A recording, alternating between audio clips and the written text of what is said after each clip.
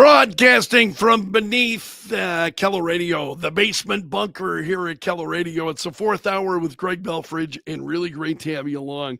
There was a story that I had this morning. I saw this, and I did not talk about it on the air, but I have got to share it with you.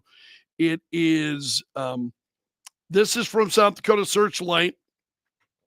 Veterans advocates say VA staffing cuts puts vets out of work. Now, I'm not in a hurry to put veterans out of work. Let's just be really, really clear about this. Not in a hurry to put veterans out of work. We've got a lot of people that work for the federal government. The question really is, and if you are going to trim employees in the federal government, where do you begin? You begin with probationary employees, and that's what we've seen.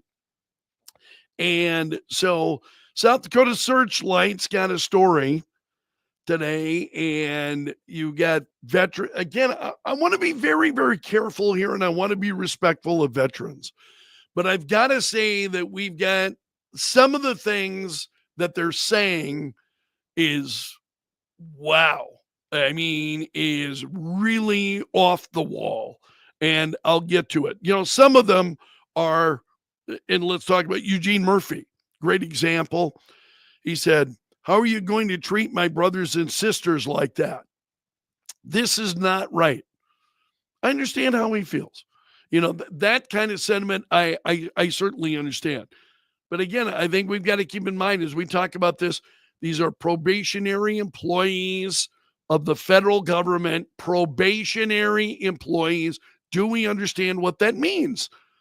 You're probationary. You might, in South Dakota, it means if you're a probationary employee, now again, the period is much less, 90 days. 90 days, you're, for many companies, you're a probationary employee. Anytime during the 90 days, for any reason or no reason, you may be let go. That's what it means to be a probationary employee. And so you've got veterans responding to this. And again, some of it gets a little bit more outrageous as we go. And I feel bad. This is a great example. Navy veteran from Michigan. So South Dakota Searchlight, are you having to reach out to Michigan to find people? I found out I lost my job off the clock on my day off without a warning, without a meeting, without even a termination letter. I got to tell you, a lot of this, you're a probationary employee, and we're seeing these cuts in the federal government. Really? How could you not know it was coming? This is part of what I just really struggle with, because that makes no sense. I mean, here in Realville, that makes no sense. Just a locked computer screen, yeah, and we know of this. It gets more outrageous as you go.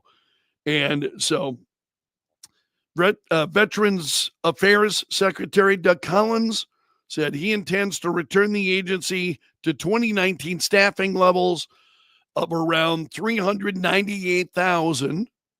And he said the savings will be reinvested in healthcare and in their services.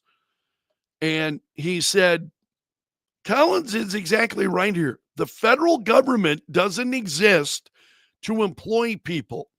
It exists to serve people. Well said. And so then here's where it starts getting more outrageous. Marty Pennick, an Army veteran who directs the South Dakota Department of Disabled American Veterans, it just makes my blood boil knowing the politicians doing this never have to worry about where their paychecks are going to come from. That's a fair criticism. Some of this I understand where it's coming from. He referenced the example of a disabled veteran single mother who served 16 years in the military, recently fired from the Sioux Falls VA. Again, so she served 16 years in the military. Did she serve 16 years at the VA? They're not the same thing. 16 years in the military, with respect, does not entitle you to an ongoing federal job with the federal government. Said, I have great concern that all these cuts are going to impact the services provided. That I understand. But again, as you let people go and you reduce staffing levels to 2019 levels, you reduce staffing to 2019 levels.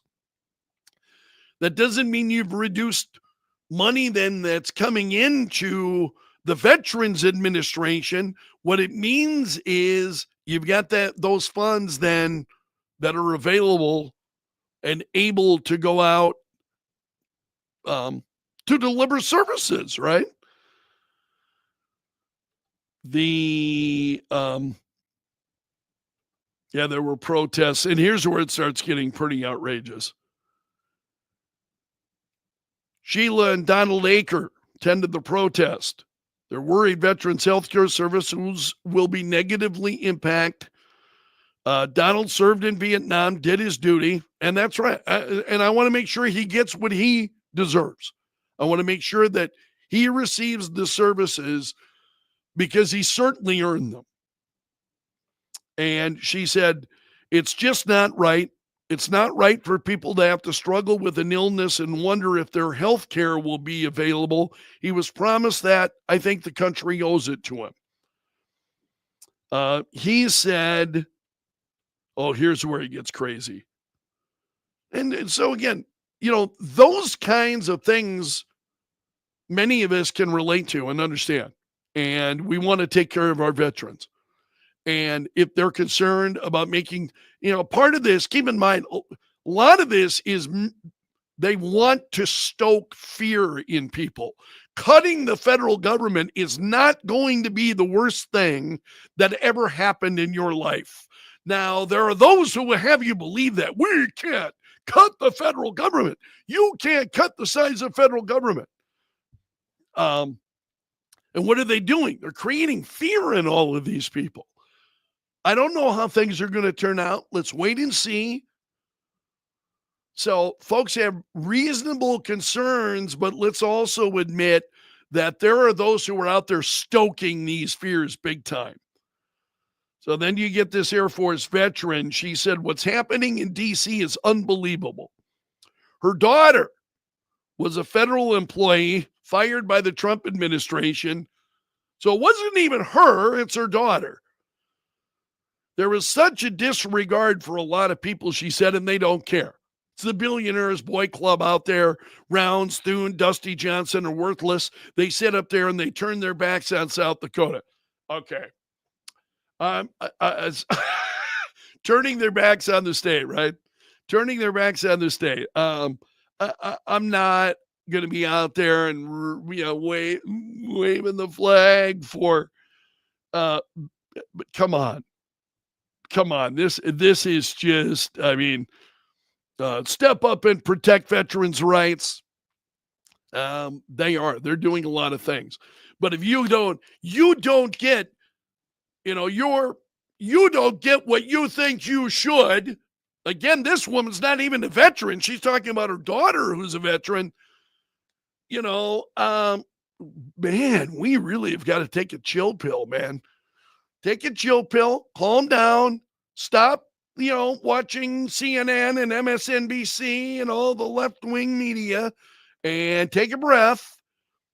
We're going to get through this, man. We are going to get through this. I just those comments really kind of hit me, and I thought, that's really not in step with reality and what we see and what's going on. And I think Edgy is on it right here. Sad reality is, if we don't control spending, our nation will default. There are just too many federal employees.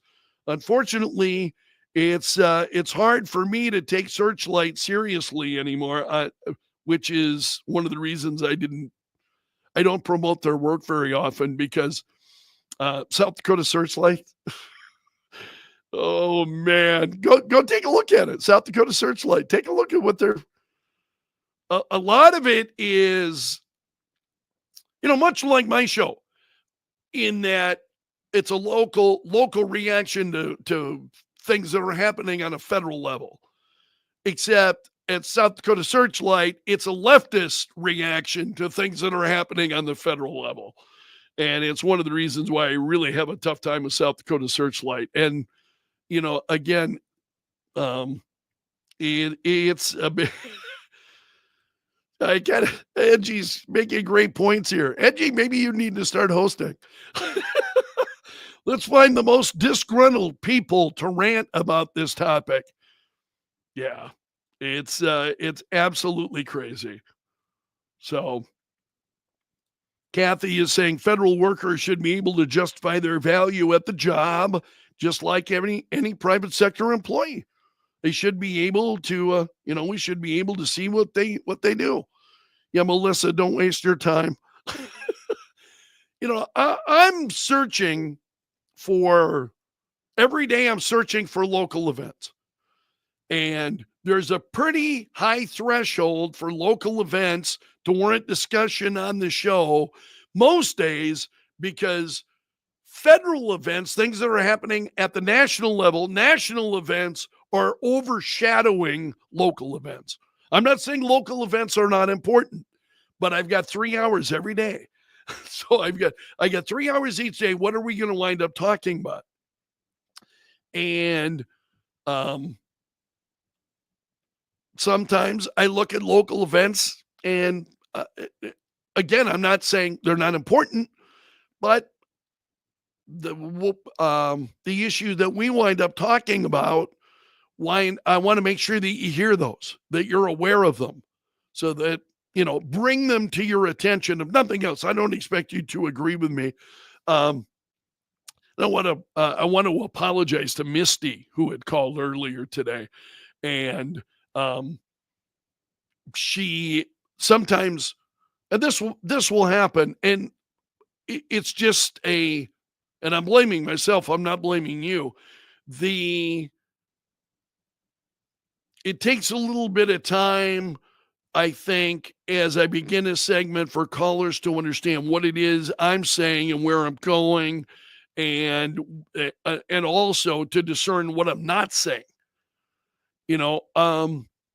And with her call, I just want to apologize. It wound up being a little, and I heard from her afterward, and I'm trying to apologize, but there were things that I was saying she clearly wasn't hearing, and I saw that even in her email. But I do want to apologize because, it's never my attempt. I honestly don't set out to beat folks up. And that's not what I want to do. Nor do I wish to treat people disrespectfully. And I'm feeling after the show, and even during the show, as time was going on throughout the morning, I was feeling more like I hadn't given her a fair chance. And so I wanted to apologize here, and I'll apologize to her on the air again tomorrow for that. But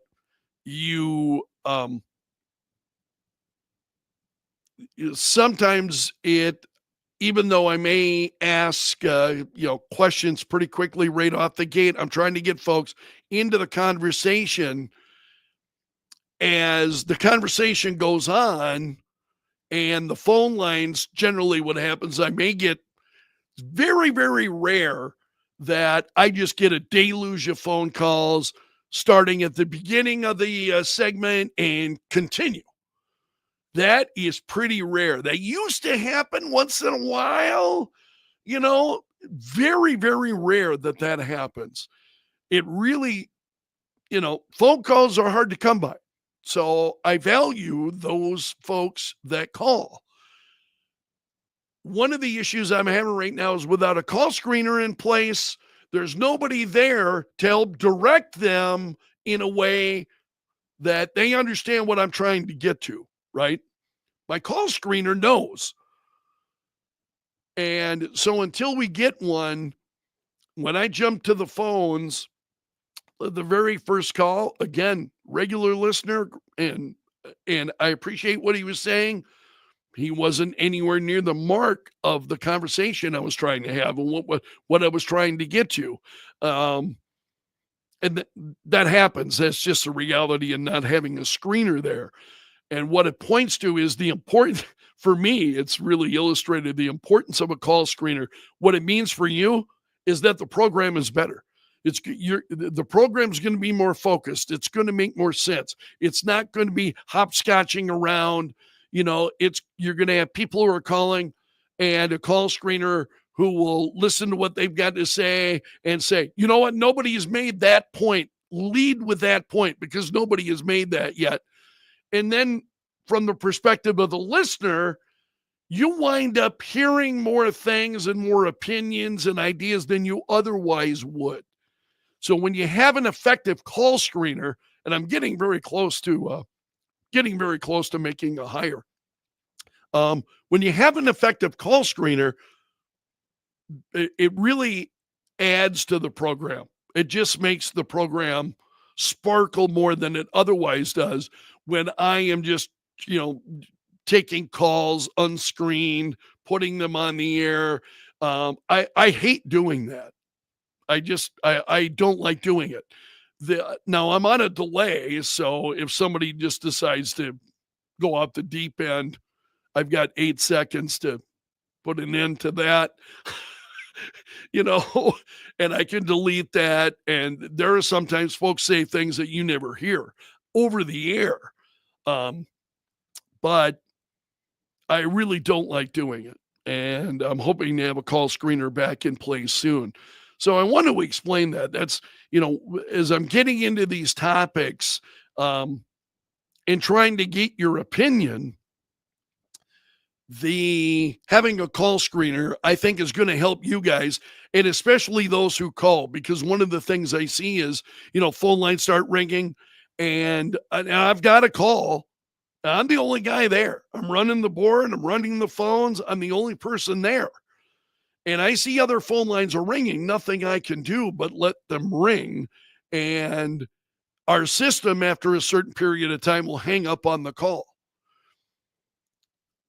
With a call screener there, we can say, hold on a second.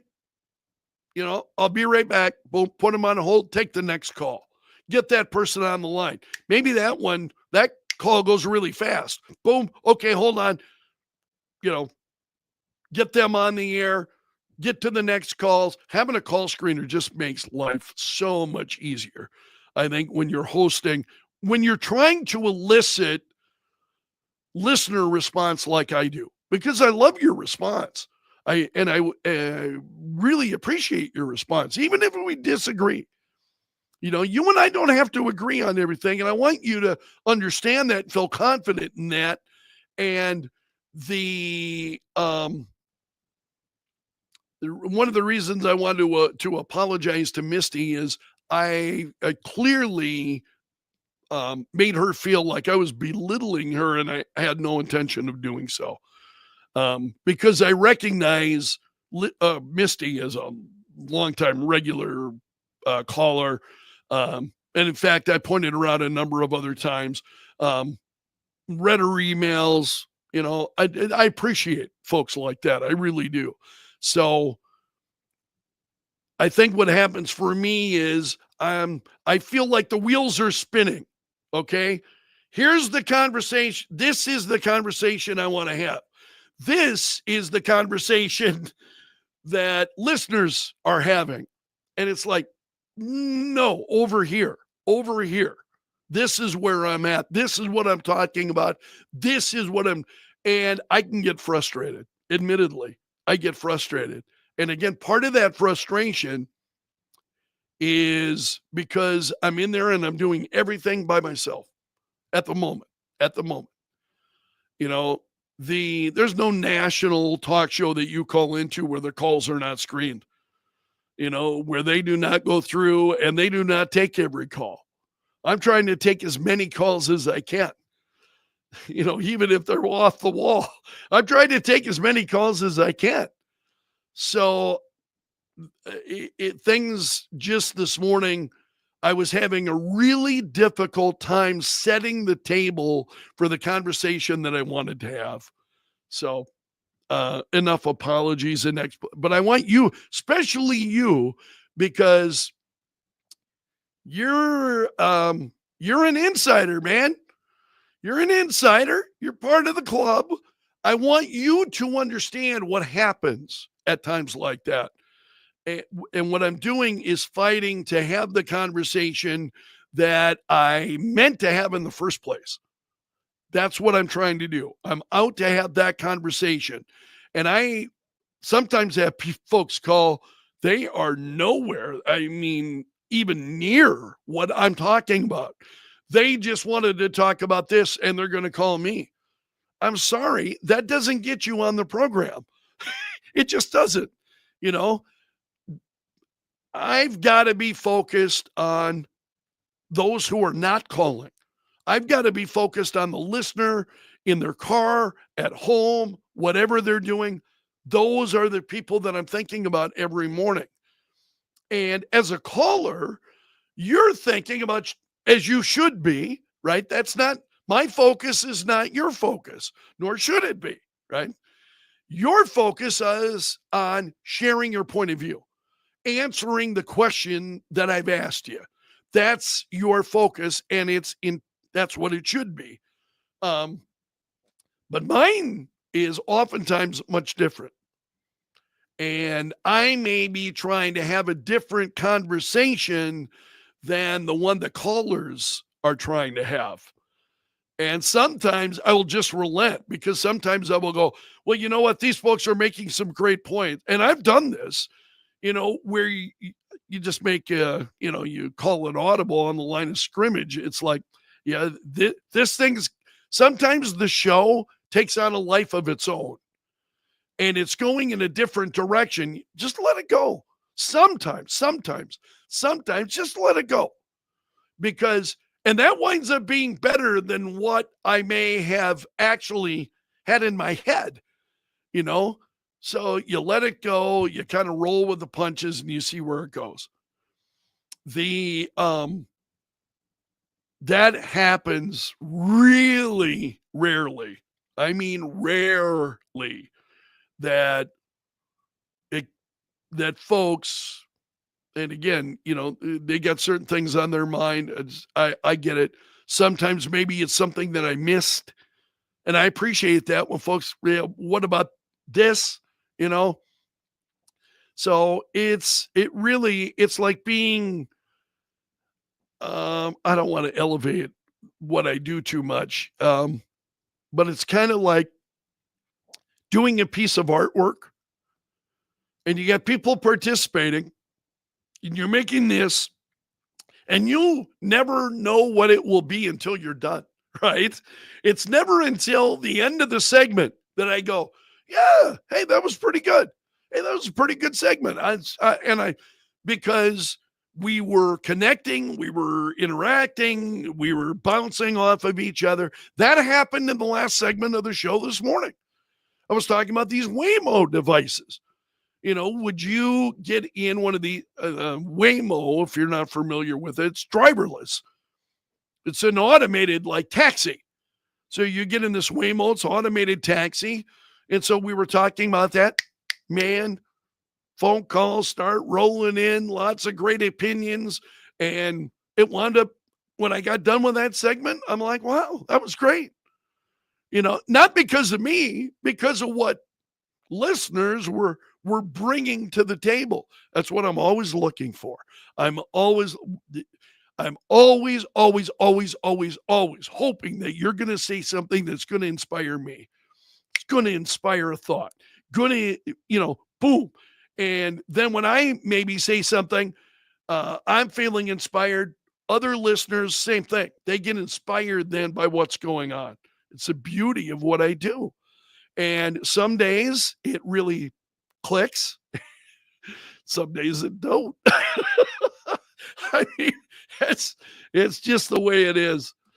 All right. I spent a lot of time on that this morning. I had some other, I'm going to sit tight on a couple of these other stories and talk about them. Robert, thank you. um, saying he loves the behind the scenes look. I appreciate that very much. Um, Jeannie also which is very nice. Jeannie, thank you. Lead on. Edgy. It's not unreasonable for you to set the direction. It's your show. Can be tough to keep a train of thought. Yeah, even just for me. Having a train of thought and keeping it's become more difficult as I've gotten older, especially since the stroke. Um, but sometimes I have folks that, you know, call in and, Robert saying, remember Art Bell. He was, and much like me, had no call screener. You know that about Art Bell? Art Bell, who did Coast to Coast AM and really put that show on the map. It was Art Bell. He had no call screener. He was down there and he was giving all these, if you're calling from the, East Coast, use this, he had all these different line numbers and it was Art Bell. Art Bell was answering the phones. He was absolutely incredible. Sean, yeah, I hope that'll be true. So I don't know about this, but some of you are far too kind to me. I appreciate it. Let's leave it there for today. That's a wrap from the bunker today. Hit that like button before you leave. And I want to thank you. You made it through the entire video, so you are part of my gallery of champions. So see you again tomorrow. I'm underground and gone.